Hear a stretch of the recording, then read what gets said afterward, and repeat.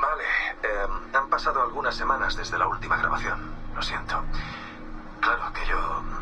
Bueno, para ti son solo unos segundos. Un salto en la lista de reproducción. Bueno, estaba hablando de Clay. Kasmanek, el sujeto 16. Cuando entré en coma en Italia y me desperté en la sala negra del Animus, fue tan calmante. Me sentí como si me hubiera despertado en un sueño, en una niebla. Un sueño en el que este caos no había sucedido nunca. Me sentí como si debiera prepararme para servir copas como siempre en el Bad Weather, lamentándome por no tener novia y preguntándome qué diablos hacer conmigo mismo. Pero cuando vi a Clay, ahí sentado, ya sabes, empezó a regresar, pieza a pieza. Y cuando me habló de Lucy, yo... Joder, ya sabes, duele. Ya sabes, ser consciente de que la maté, sin pensar ni sentir nada. Al menos no en aquel momento. Bueno, esas cosas se van sumando con otros recuerdos de Ezio y Altair y la primera civilización. Y luego, justo antes de desaparecer, Clay me pasó sus recuerdos. A mí. Me enseñó todo lo que había visto, todo lo que había vivido. Y fue breve, pero sobrecogedor. No sé cómo explicarlo. Atisbó a Adán y Eva y su huida de la esclavitud. Vio el principio de la guerra entre la primera civilización y los humanos. Vio a Minerva y a Juno y a Tinia con sus cálculos. Al menos los llamaban así. Les transmitieron esas herramientas, esas potentes herramientas, que podían predecir futuros posibles. No lo que iba a suceder, sino lo que pudo suceder. Probabilidades. Y... bueno, gastaron mucha energía intentando descubrir cuál era el escenario más probable para el futuro. El suyo y el nuestro. Y al final supongo que descubrieron que yo era el candidato más probable. Un tío llamado Desmond que vive al principio del siglo XXI después de Cristo. Pero, ¿qué Desmond era el bueno? Porque, ya sabes, la probabilidad es algo raro. Puede desarrollarse de tantas formas diferentes. ¿Qué versión de mí necesitaban? ¿El Desmond que se casó pronto y tuvo un hijo? ¿El que se quedó soltero en Nueva York? ¿O el Desmond que se mudó a San Francisco para ser camarero? Quizá fuera el Desmond que trabajó en un taller de coches en Chicago. O quizá fuera el yo que nunca se fue de casa de sus padres. La primera civilización tenía incontables variaciones para elegir. Al final, el afortunado fui yo. Soy el Desmond que parieron sus mejores cálculos. Soy el Desmond al que dejaron sus mensajes. Y supongo que tengo que vivir con ese honor. Vaya honor.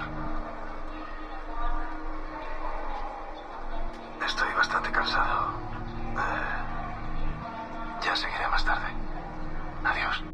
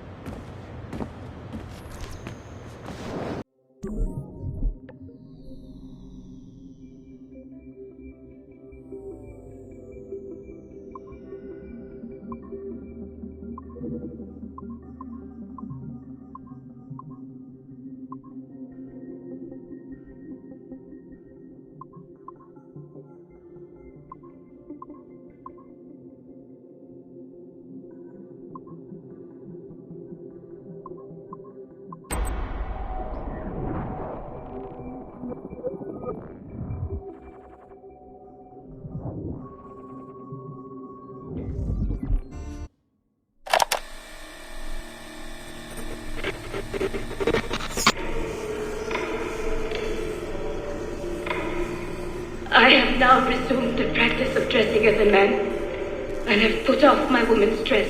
Why did you take it? Who made you take it? I took it of my own free will, with no constraint. I prefer a man's dress to a woman's. You made an oath, Jeanne. You swore to never again dress as a man.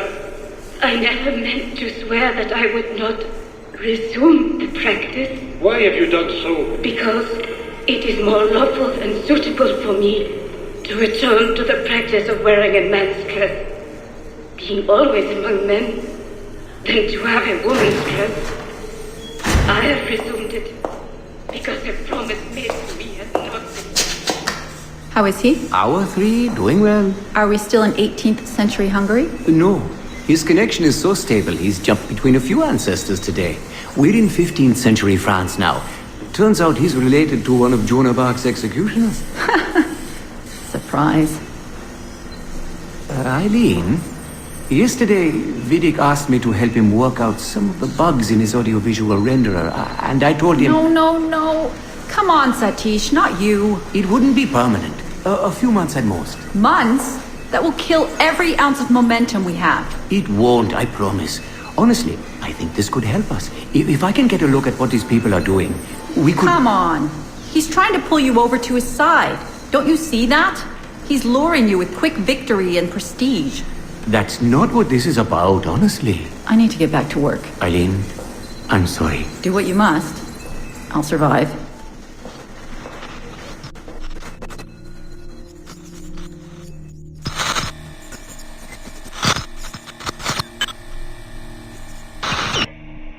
Surrogate Initiative, Test Session 32, April 2nd, 1981. Host Eileen Bach. DNA sample SB1970.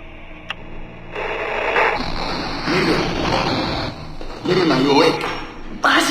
Miriam, they're coming for me. Oh, is it God? I see them from my window, amassing in the courtyard. My time is up. Battle, don't say this. You don't know that. Forgive me for this, Miriam. But I must tell you something. The artifact. We have it.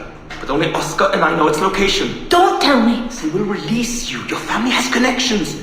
You must take the artifact and bring it to the assassins in Paris. Please don't. I don't want to know. It's safer if I don't. Hush now. If I die, knowledge of its location dies with me. You must bring it to the assassins. Assassins?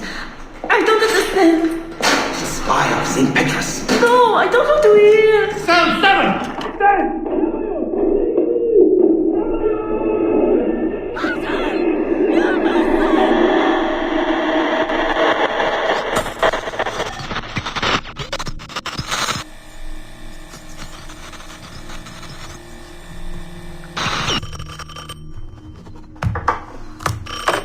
Hello? Eileen, hi. It's Carl. Carl, I know it's you. Sorry, you just sound exhausted. Did I wake you? No, I've just been busy. It sounds like it. I'm just a little tired, that's all. No, I mean, your project sounds fascinating. Your colleague, Dr. Warren Vidic, he called me recently and he told me what you've been up to. He what? Warren?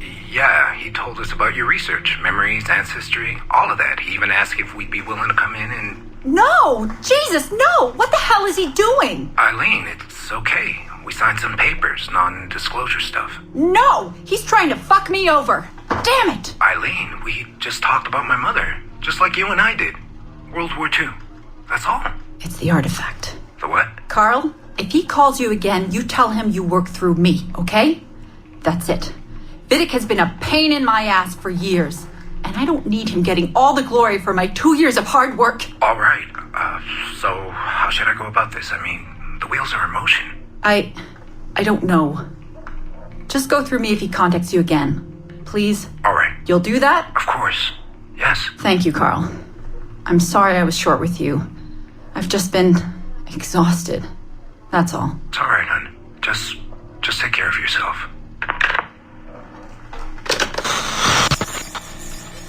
Morning, Eileen. We're almost ready. Just a few more adjustments. Okay. I had the team do some research on this artifact we've been chasing, and it appears the Third Reich actually found something matching its description sometime in 1940. Eileen, are you all right? Sorry, yeah. I'm fine. Just a little scattered. Vidic called my ex-husband last night. He wants to put him in the Animus. To find the artifact before us? Exactly. Well, it would be faster using Vidic's Animus. And maybe that would get us back to our original work. Satish, if we let that happen, then all our money dries up. Lillian is paying for us to find the artifact, not improve our methods. Do you understand? Right, of course. I'm sorry. Let's just burn those bridges when we cross them. Are we ready? Yes, just a few more adjustments, Senorian. I made a small change to the genetic input modulator. I'm hoping that buys us a few more minutes. Even a few seconds would be nice. I'm ready. All right, settle in.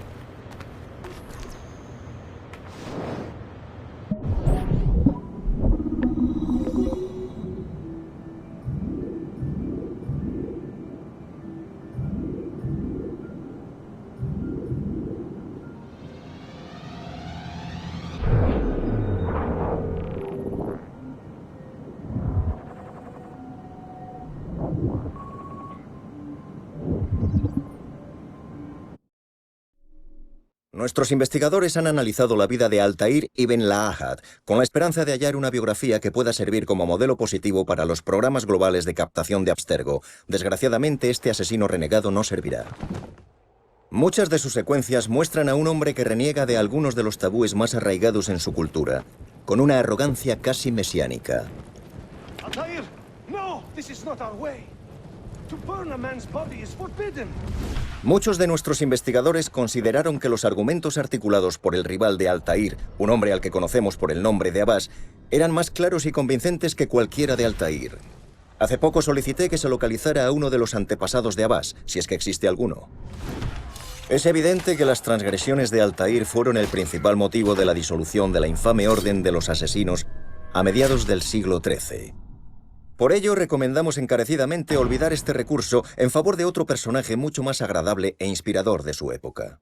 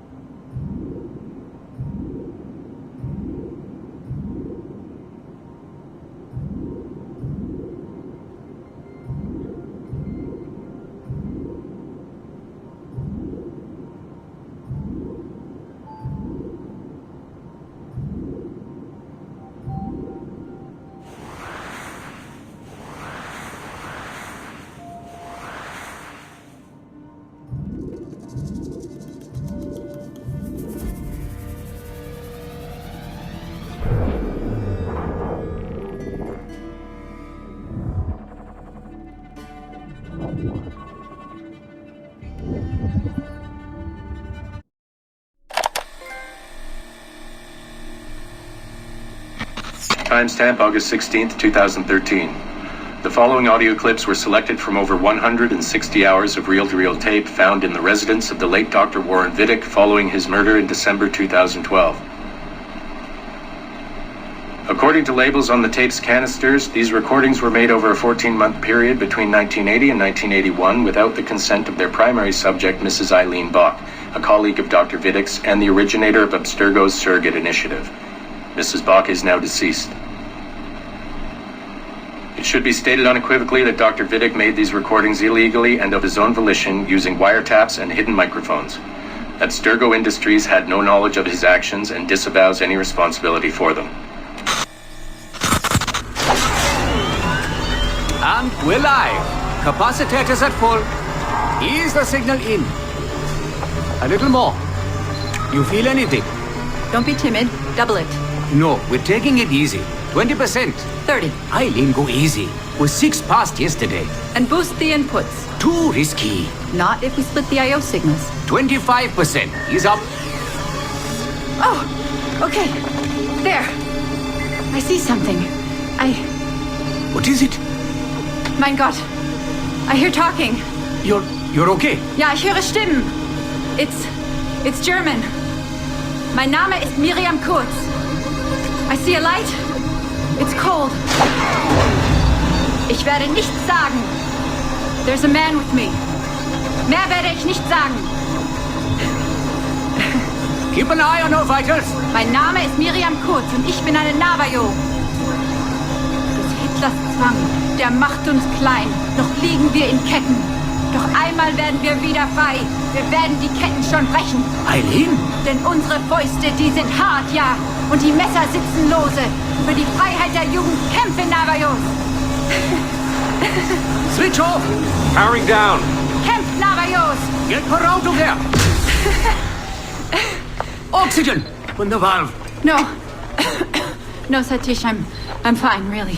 Quit the heroics. Just breathe. Better? Yes, thank you. Did we get something? It'll take a while to parse. What did you see? It wasn't just seeing. It was feeling. Being. I was scared. You were shouting in German? I think I was in Germany. I was in Germany, Satish.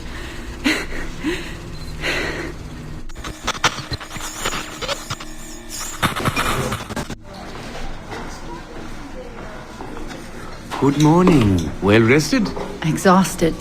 Yesterday was an incredible find. Seems so. What did it feel like? It's foggy, but I relived the memories of a young German woman. Early 20s, I think. A man was interrogating me, looming over me and asking questions. He was shouting, but I was shouting back. And then this poem just came out, like a chant. Fascinating. I'm eager for you to hear the tape.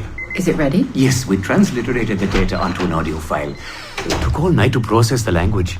Spool it up. Of course, have a seat. Judging by the subject matter and the setting, I'd say you landed somewhere in Germany in the 1940s, 1 or 2 generations back. During the war, I'd imagine. 1940s Germany? That would be Miriam Kurtz, my ex-husband's mother. So she's not related to you in any way? God, I hope not. I'd hate to find out my ex-husband is also my brother. Well, if it was Miriam Kurtz, then we hit a home run. You tapped into someone else's bloodline entirely. Should we celebrate? We'll listen first. Surrogate Initiative, Test Session 23, July 29th, 1980. Host, Eileen Bach. DNA sample SB1970. It's a little garbled at first. This is you settling into the memory. Your name, say it. My name is Miriam Kurtz. Louder. My name is Miriam Kurtz, and I am Navajo. Where did you last see the artifact? Who holds it now? I'll say nothing. I've told you all I will. I don't believe that is true. Who has the artifact? Hitler's dictates make us small, and you're bound in chains. But one day again, we shall walk tall. No binds will us restrain. Enough! For hard our fists, yes, and the knives at our wrists for you to be free. Navajos lay siege. Knock her away. Navajos lay siege. And that's where we pull you out. Whoa. What would it take to get a visual render of all that? Months, unfortunately. It took 13 hours just to process the audio. Visual takes much longer. But Vidic is able to record audio and visual in real time. How does he do it? His subjects are exploring their own genetic memories. That requires much less processing power. Hold on, sorry. Eileen here. Hello. You have 10 o'clock in Lillian's office. It's 10:13 now. Oh, shit. I'm sorry. Tell her I'll be right there. And tell her we have some good news. No problem. You in trouble? The monthly progress report. I'm trying to be honest about our progress, but no matter how much I polish our facts, Warren Vidic swoops in, promising the moon for pennies, and gets 10 times the funding for his Animus project. Well, we are using his Animus technology. He's the foundation. We are the skyscraper. Which is why he should be a tech lead, not a project director. Good work, Satish.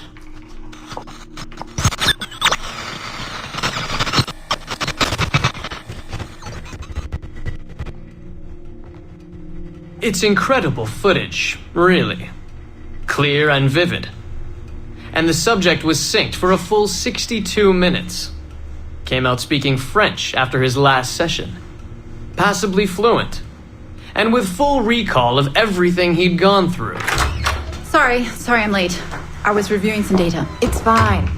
Warren was just telling me about his first subject. Mr. No names. Call him Subject 1. Confidentiality. And how about you, Eileen? What's your good news? Well, we did it. We synced with an unembedded memory outside the bloodline. That's a first. Really? Satish was able to process the audio today. A short clip. You can hear it for yourself. Only audio? No real-time memory feeds like Vidic has? Well, that's the difficulty with surrogate genetic memory data. Because I'm viewing memories not embedded in my own DNA, we can't rely on my cognitive faculties to help me process the signal. All we can do is record the raw data and transliterate it later. Hold on. You're running this experiment on yourself? I am. It's going well. I don't like the sound of that. Look, the sample I'm using, the DNA comes from my own son. It's safer this way. Ah, good thinking. 50% of my son's DNA is also mine, which reduces the danger by a huge margin. Meaning, I can now explore the memories of people who aren't directly related to me on his father's side. But for brief periods of time, I imagine. Right. Just a minute or two so far, but we're getting there. Come by the lab and listen for yourself. I will, when I have a moment. Unfortunately, work beckons. Ladies? That man is colder than a San Francisco summer. Stay focused, Eileen. You both have important work to do. Obviously. But my work requires his Animus technology. I feel a little caged in. That's collaboration, Eileen. It's how science works. I shouldn't have to remind you. I know. I'm just tired. Stop by and see us today. We have a lot to share. If not today, then this week sometime. Thank you.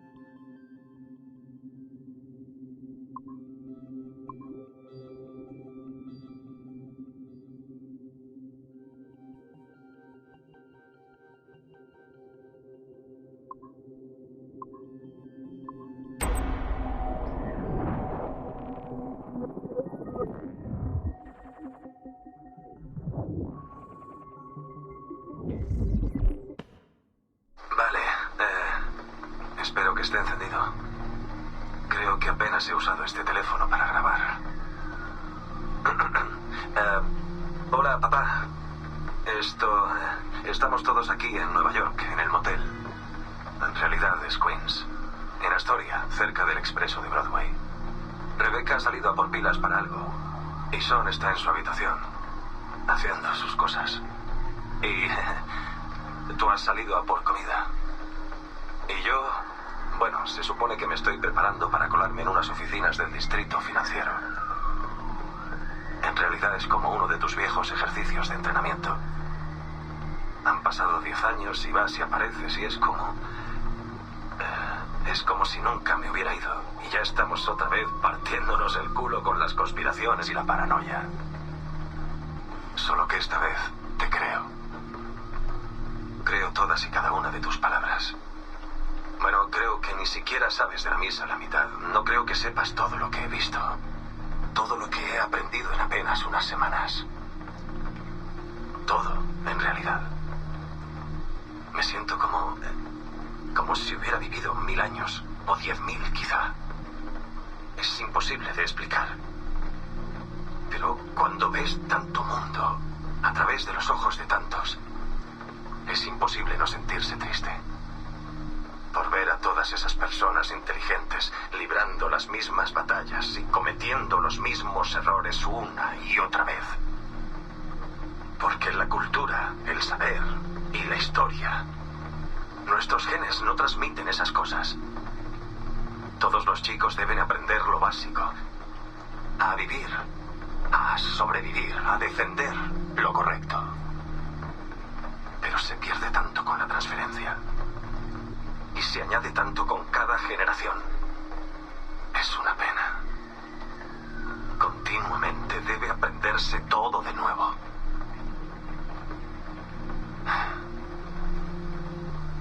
Conocí a Clay, papá. Clay Kasmarek, en el Animus. Lo conocí por su alias de Abstergo, sujeto 16. Mi predecesor. Y me enseñó cosas. Me las transmitió justo antes de morir. O ser borrado, o lo que sea. Todo lo que había aprendido, todo lo que había visto. Dios, ¿cómo puedo hablar de esto? Bueno, supongo que lo entrenaste, ¿no? Cuando me fui. Te admiraba mucho. Y ahora que he visto a través de sus ojos, creo que entiendo por qué. Me alegra que lo tuvieras cerca, aunque yo no estuviera. Pero las cosas que me enseñó, cosas increíbles, y yo nunca... Mierda. Vuelvo enseguida.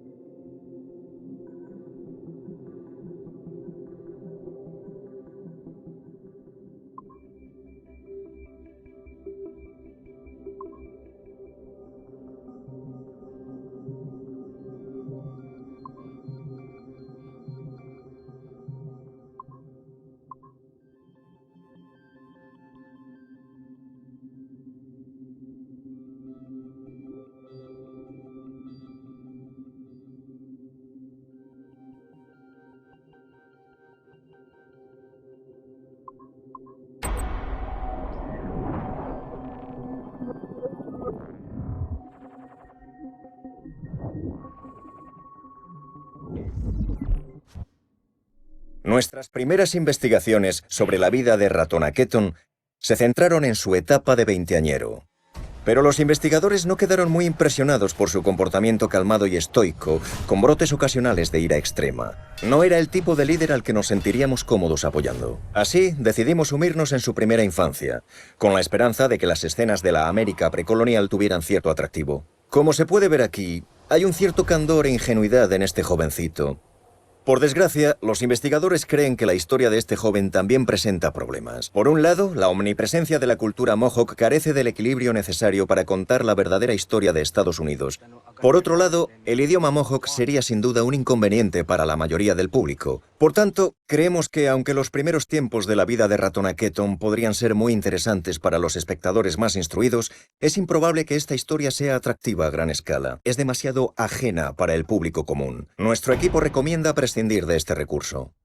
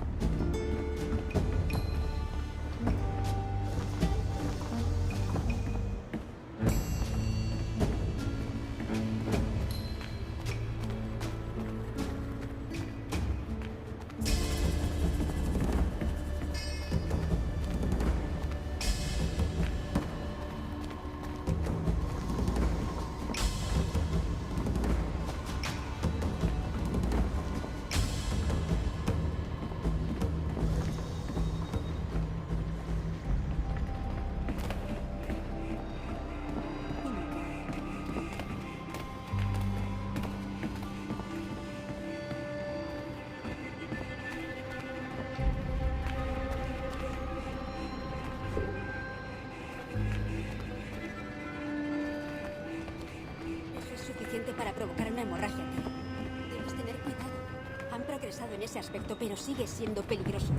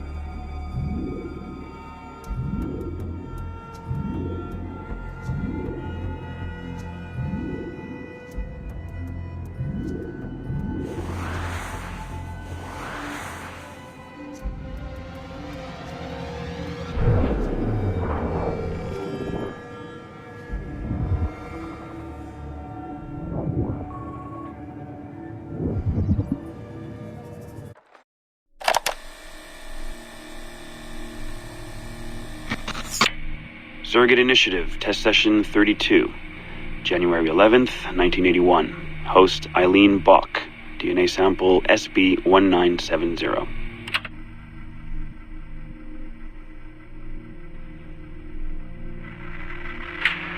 Miriam? Miriam, is that you? Are you in here? Bartle! Oh, thank God you're safe. You've been very sick. Bartle! How did they find you? Oh, Jesus. What would they do to you? Has they hurt you at all? I told them nothing. All they do every day is ask about you and that artifact. But I didn't tell them anything. Nothing. I know you didn't, Miriam. But how are you? You aren't hurt? Not badly, no. I'm fine. Good. We need to get the message out to Oscar. Somehow. We need to tell him where... Very interesting footage, Eileen. This is Germany, you said. World War II? Most of the memories I've been able to access come from a period where Miriam was imprisoned by Nazis in Cologne. Miriam. Is she still alive? No, she was my ex-husband's mother. She passed away about 5 years ago. Well, she was spirited. An impressive lady. Definitely. And the man, Bartle. He made reference to an artifact. Any idea what that is? My team is looking into that, but it's not our first priority. We still need... It is now. Really? You must have other recordings of this woman. Are there any other mentions of this artifact I should know about? Half a dozen or so, yes. What's this about? You have questions, I understand that. I don't have answers for you. Not right now, but I do have money. And if you get me those recordings and bring me any other artifact references you find, then I will triple your operating budget for as long as I can. Triple my budget? My God, what is this? 9 a.m. Monday morning, my office. We have a lot to discuss. But Lillian, I don't... Have a good weekend, Mrs. Bach. Fantastic work.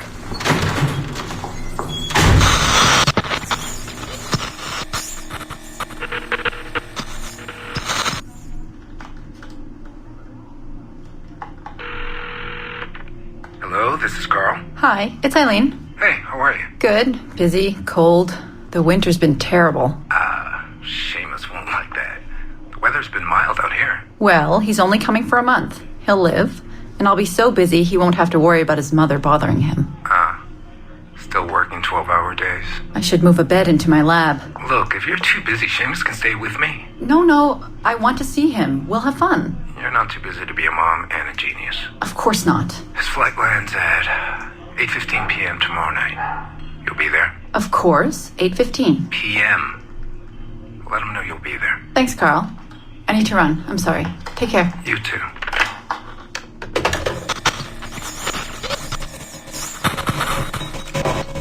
Eileen. Didn't see you come in. I'm not interrupting? No, it's fine. The subject is unconscious. He's traipsing around 18th century New Orleans right now, in the memories of a woman. That must feel odd. How long has he been under? 83 minutes. Whoa. It's average. What can I do for you? I just wanted to thank you for sending Lillian to see me. She came away very impressed. There. You see? All these bureaucrats need is a little glimpse of our secrets every so often. They like to feel like they're still in charge. Lillian is most definitely in charge. She just tripled my budget. Tripled? Christ, Eileen. You must have discovered who killed Kennedy. Well, she heard something on one of my tapes that interested her. Something about an artifact. Very vague, but it was enough. An artifact? What sort of artifact? Jesus, get him out of there! Get him out! Oh my God. It'll kill him! He's not decoupled! He's having a fucking seizure! Power down! Now! Heart rate 170! Power down! Now!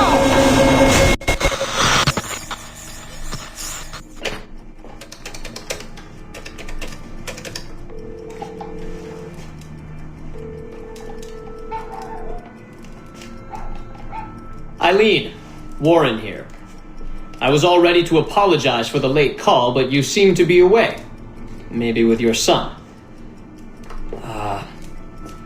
Listen. Since the unfortunate incident with Subject 1, there's been a lot of dire talk around the office about my Animus project. about shutting it down, about it being unsafe. Typical top brass bullshit. And if they shut me down, then your surrogate initiative goes away too. I'm sure you're already well aware of that. Well, let me be the first to reassure you. This will not happen. I will not let them take this from me. From us. I will not let one death, of an undiagnosed epileptic I should add, I will not let this destroy the decades of incredible research done by our predecessors, and the 5 years I've spent perfecting the Animus. There's still more work to be done, and countless rewards to be reaped. So I wanted you to be the first to know. I have decided to volunteer myself as my second subject. I am convinced that the Animus is perfectly safe, provided I stay within the boundaries of my own ancestral bloodline. Next week I plan to prove this by staying a full 4 hours in the Animus. I would be grateful if you and your team would monitor my progress. And after this necessary but ridiculous proof of concept, I give you my word that I will work closely with you to solve your outstanding problems. Your surrogate initiative is a bold idea, and I do believe it is the future of the Animus project. But while we have the Animus itself, I do not want to waste precious opportunities to prove its safety. I'll see you in the office on Monday. Goodbye.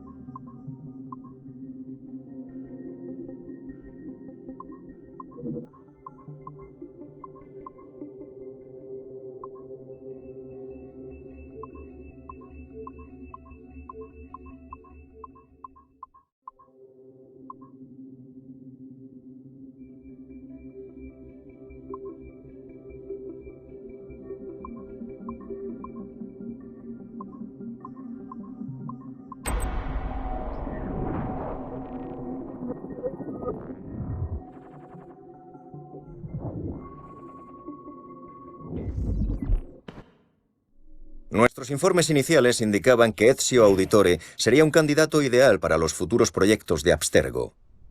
Su carisma, su magnetismo para las mujeres y su humor sarcástico le conferían todas las cualidades de un líder. Sin embargo, al corromperlo la Orden de los Asesinos, perdió esas cualidades y se sumió cada vez más en una espiral de venganza. Con frecuencia, Ezio mostraba una aceptación pasiva del mal. También era un hombre de peligrosas contradicciones. Predicaba la libertad de pensamiento, pero viajaba muy lejos de su país para hacer proselitismo de su corrupto credo, como está haciendo aquí con esta impresionable chica china. Fijémonos también en sus gestos y modales, aún hay algo del viejo lascivo en él. La personalidad de Ezio se basa en la más pura demagogia. Sostiene que su filosofía es el amor, cuando la violencia y la coacción son sus medios para superar los problemas. Así, hemos llegado a la conclusión de que Ezio Auditore da Firenze sería un recurso arriesgado de desarrollar.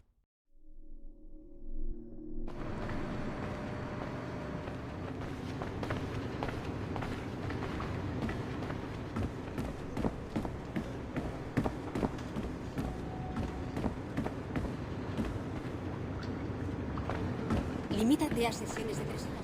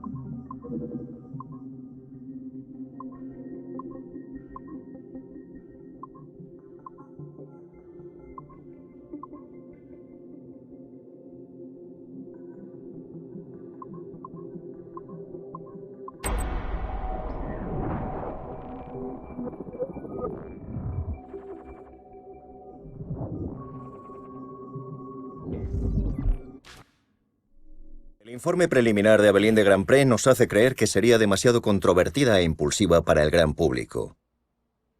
Sus recuerdos adolescentes muestran su lavado de cerebro y el entrenamiento para matar a enemigos políticos de Agathe, su demente mentor.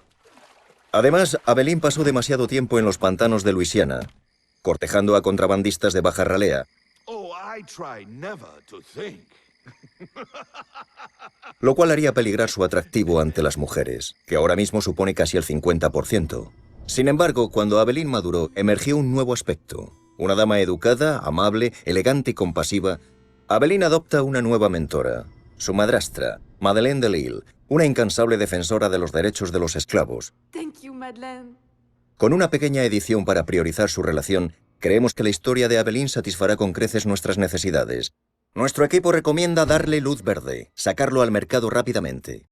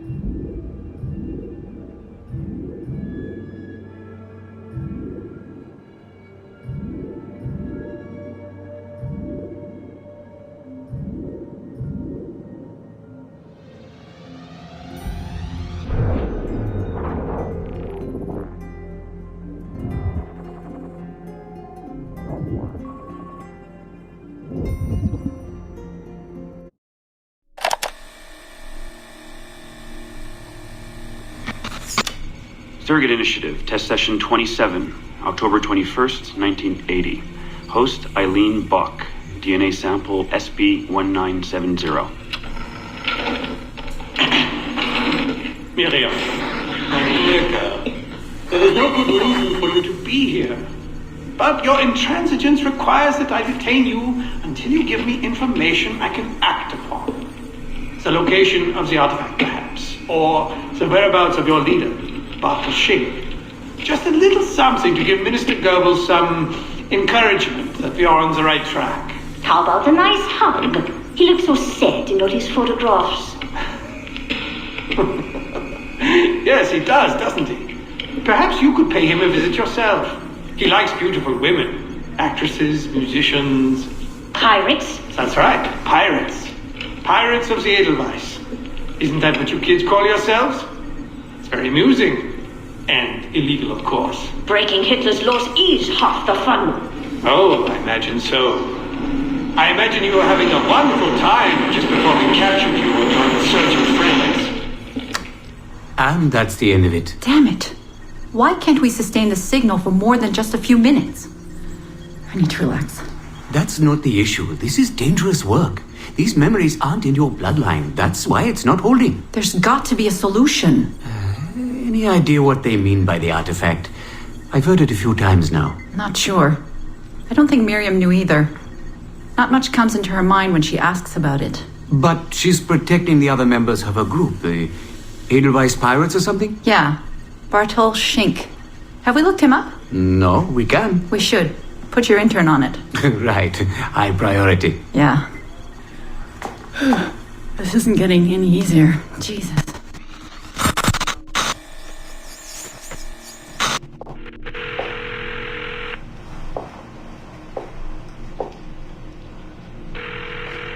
Hello? Hi, Seamus. It's Mom. Hey. How are you? Dad!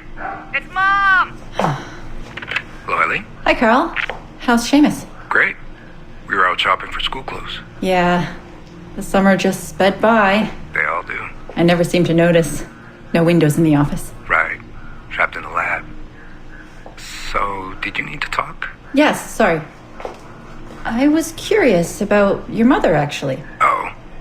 Okay. How much did she talk about the war when you were growing up? Not often. Bits and pieces. Why? I was doing some research last week about World War II, and something came up about the Edelweiss Pirates, or the Navajos, and your mother's name popped up. Really? That's an odd coincidence. Does any of that ring a bell? Yeah. Mom ran with that group while the war was on. There were a group of kids who wanted to avoid the Hitler Youth programs, but in later years they escalated their activities to, bigger ideas like vandalism and sabotage. But why Navajos and pirates? Just some of the names they used. Navajos, Edelweiss Pirates, you know, kids. There were little pins, little white flowers. I may still have hers. That's interesting. And this is for work? Researching my mother? Not exactly, but... Sorry, I can't talk about it. Right. You never could. Hey, don't. I didn't mean to be flippant. No. Don't mind me. All for the greater good. I like to think so.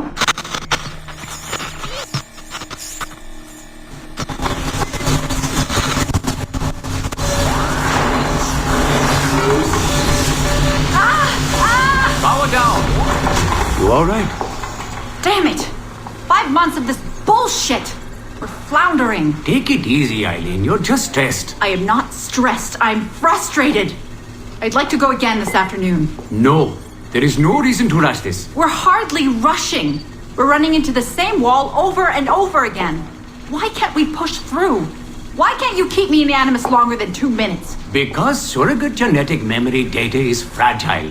The EEG is exploding and your brain is doing too much work. The longer you stay in, the more damage it does. It's even possible that... Possible that? It's possible the memories we're digging into could eventually overwrite your own. Like information on a tape drive. There's just not enough space in your head to do both. Here I come to save the day! Good afternoon, all. Did you invite him? No. But you did. Remember? That was months ago, Warren. What do you need? I wanted to stop by.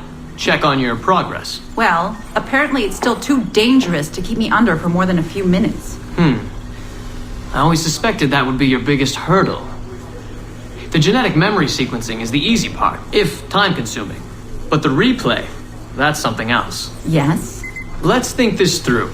My subjects are diving into their own genetic memories, so the information is already encoded in their heads. Which means the Animus has less work to do. Less computing, less parsing. Right. So to get your surrogate data working, to let people experience foreign memories, it'll take a hell of a lot more processing power than anyone has.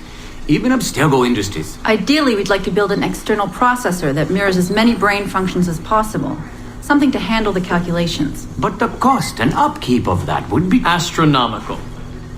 Let me see what I can do. I have some sway with Lillian. We won't build Rome in a day, but if we focus on the pretty buildings first, maybe we'll achieve something. Thank you, Warren. Till next, folks.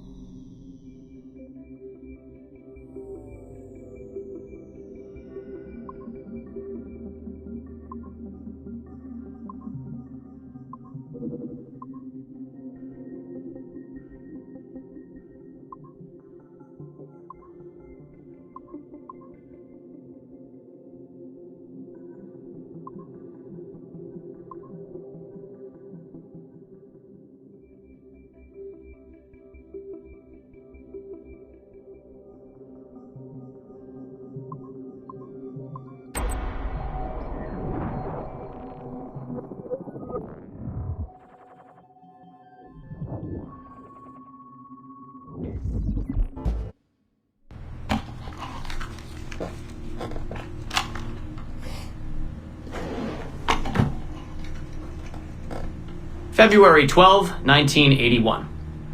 Qualitative personal interview with Subject 1 on ancestral research regarding Avalon de Grand Prix. How are you feeling? Any side effects? Not really. Aside from the headaches. They've been worse since I started staying in longer. But I don't want to stop. I like her. I want to know what she does next. What's it like? Reliving her memories. So different. The animus, I mean. The past. At first it was confusing. Distracting. Like New Orleans, the stench. I wasn't expecting all the smells.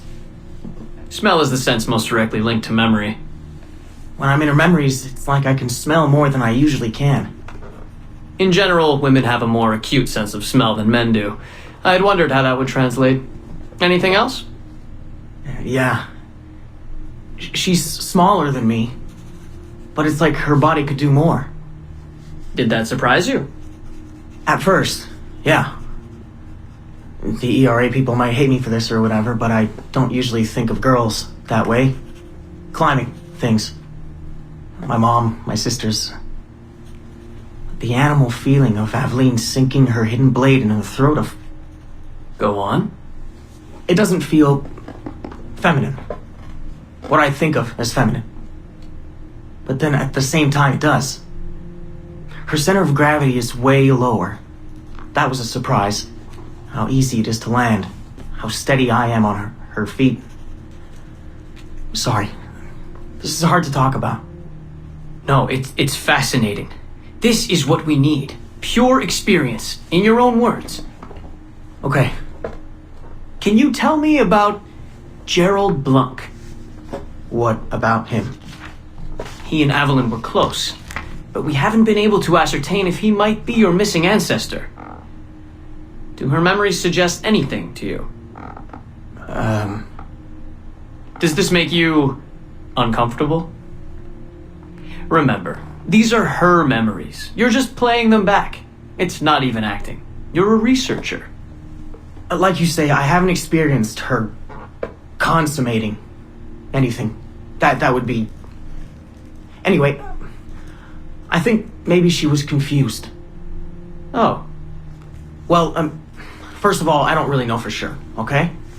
I mean, guys think about sex more than girls, right? That's a fact. As a researcher, what did you observe? Does it mean she's more like a guy if she thinks about... Is that why she's able to assassinate... Well, okay, here's the thing. I don't know her thoughts, but from what's in her memories, physically, the fidgeting, some hesitation, what she looked at, who she looked away from, the things she didn't say when I expected her to. If I had to guess what it meant, I would think she was thinking about sex. But I'm a guy, so I would think that, right? So what does it mean for women to act that way? It has to mean something else, right? As a subject, you're able to observe more finely than I am in review. What about unwanted attention from men? Well, I thought that would be the hardest thing to deal with. I'm not into that, for the record. Not at all. Yes, I know.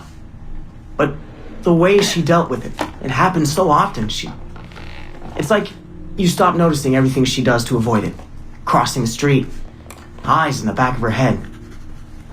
She knew how to handle herself. When she was charming, felt kind of similar to killing. Or the build-up to killing. Can we take a break, Mr. Vidic? Of course.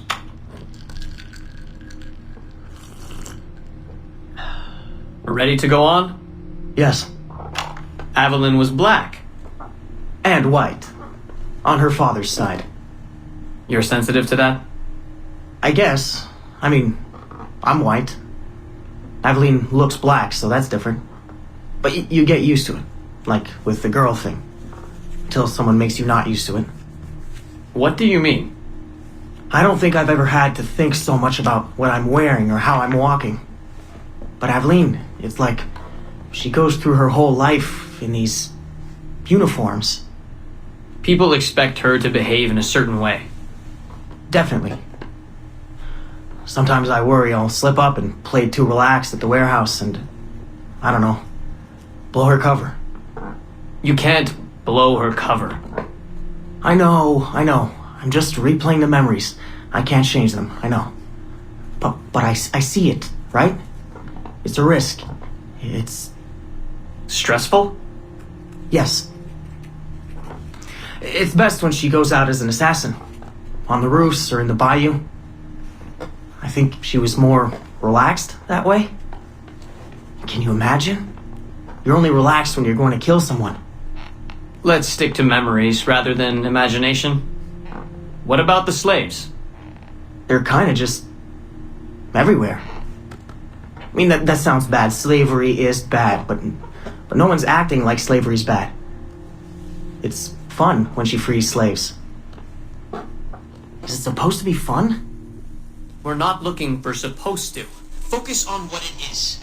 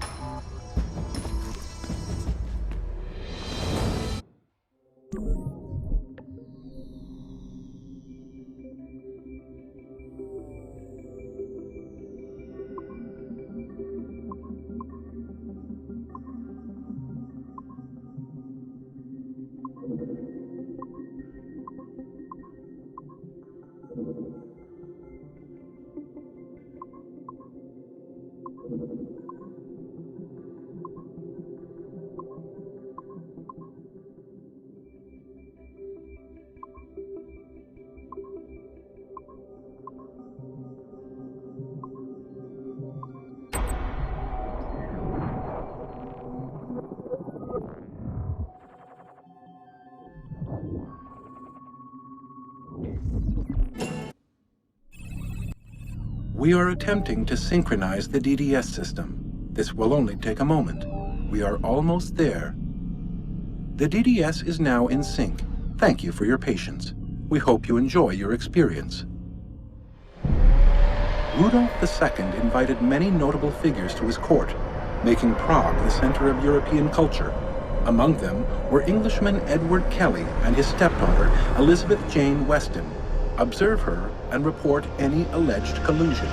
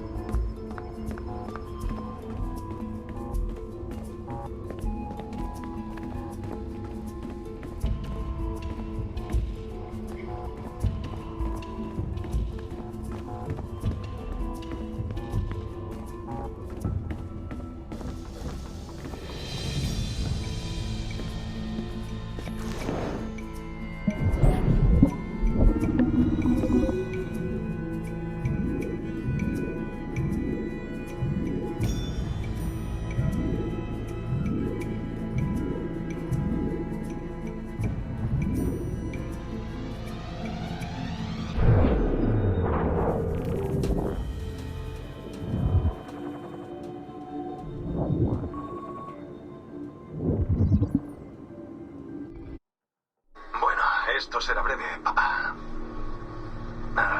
Algo para que me recuerdes si la cosa se va al garete. Si hoy no consigo salir del templo. He intentado ser optimista con todo esto, pero no puedo. Creo que todo el tiempo que he invertido en los recuerdos de Connor me ha vuelto ansioso. Es decir, su historia es dolorosa de tantas formas diferentes. Pero nunca perdió la esperanza. Ni siquiera cuando su fe en nosotros se resintió. Solo puedo creer que estamos haciendo lo correcto. que puedo evitar este desastre. Esto lo sé. Es decir, la tecnología está ahí, esperándonos para que la usemos. Soy la última pieza del puzzle. Hay algo en mis genes o en mis recuerdos. Alguna pieza final de código que active todo. Por eso estoy aquí. Por eso me han traído aquí. Es solo que... no sé a qué tendré que renunciar a cambio. A mi cordura. A mi vida. Es imposible de decir. Lo que sí sé es que nuestra batalla con los templarios no terminará. Sea lo que haya dentro de ese templo, no es un final, es solo otro capítulo de esta historia interminable. Y será tu deber, y el de mamá, y de Sean, y de Rebecca, seguir pasando páginas. Ya sabes, yo sigo pensando en algo que Orson Welles dijo una vez. Algo así como... si quieres un final feliz, todo depende de en qué momento dejes de contar la historia. Así que quizá esa sea la respuesta. A lo mejor es así como la gente consigue salir adelante. Si algo sale mal, papá. Si me sucede algo. Cuando cuentes mi historia dentro de algunos años. Por favor. Cuenta cómo perdí mi rumbo. Y luego lo hallé de nuevo. Justo a tiempo para salvar el mundo. Y déjalo ahí. Así todos sonreirán.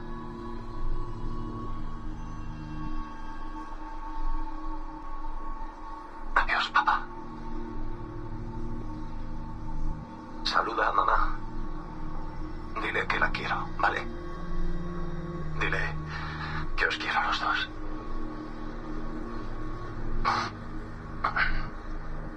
Os quiero a los dos.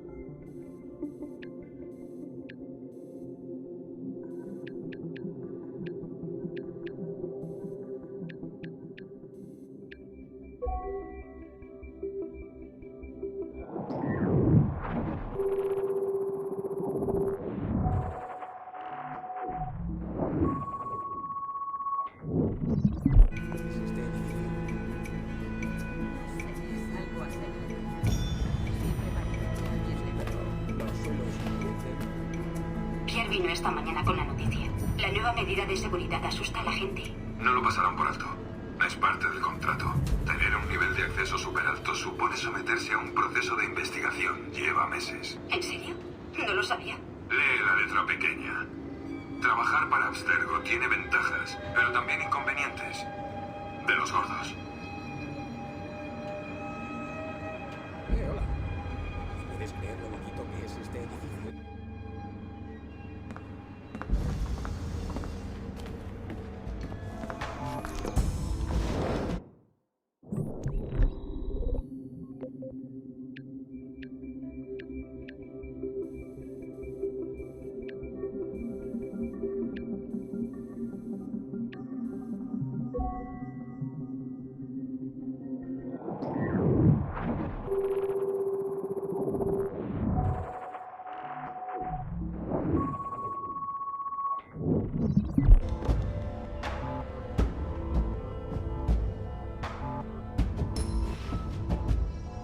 Me alegro de que haya acabado.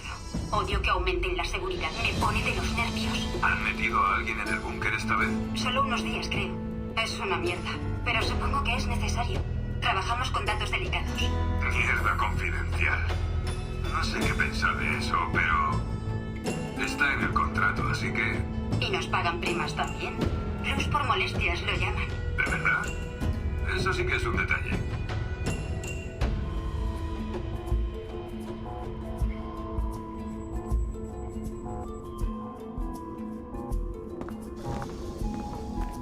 Es que paso demasiado tiempo en la...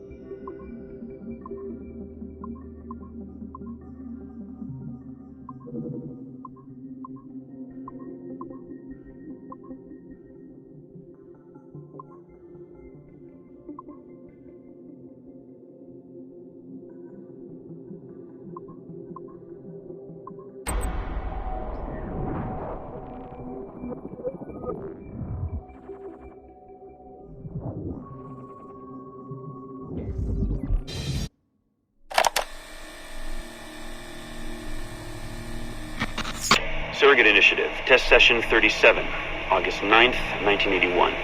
Host Eileen Bach, DNA sample SB1970. Open! Good morning, Miss Kurtz. You look well, considering the circumstances. Are you rested? Have you eaten? Your friends are dead, Miriam. Bartel Schink and all his Navios, his Edelweiss pirates. Executed for 5 counts of murder. Without a trial. You must be proud. There was no need! They were scum! All of them! You hear me? All of you are scum! Scum! Scum! I see it so clearly now. He didn't break, did they? You have nothing. Quiet, girl! You don't have the artifact. If you did, you wouldn't be talking to me at all. Never use lazy. I said never use lazy. Never use lazy.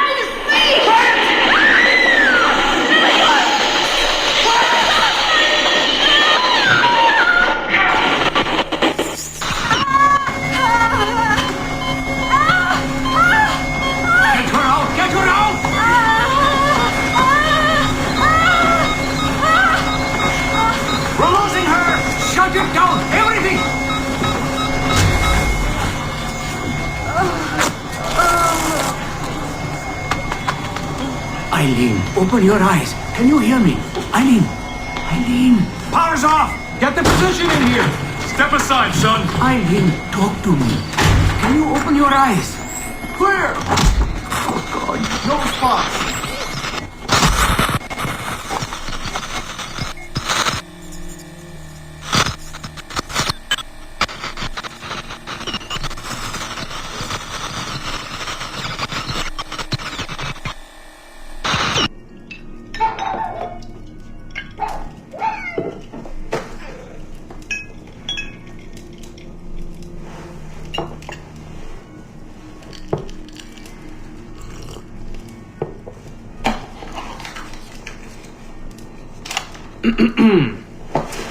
All right.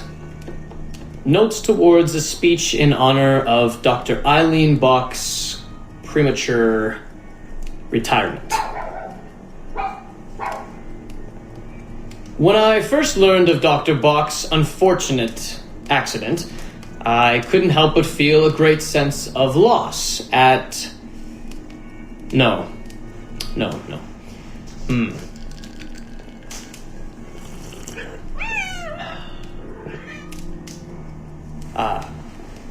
Dr. Eileen Bach has and always will be a friend and colleague.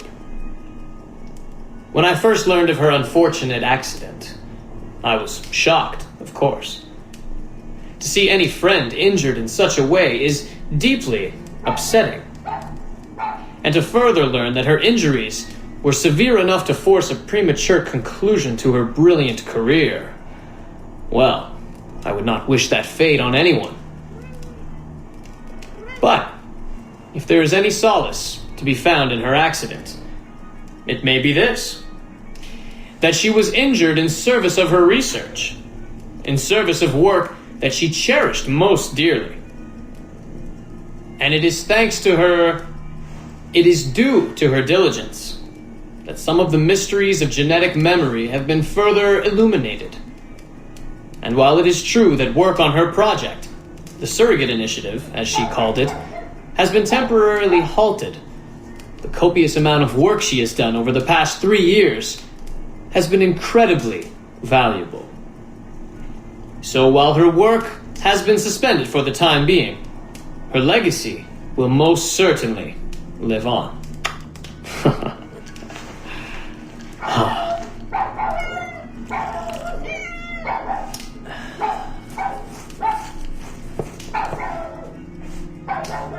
Quiet, Joan!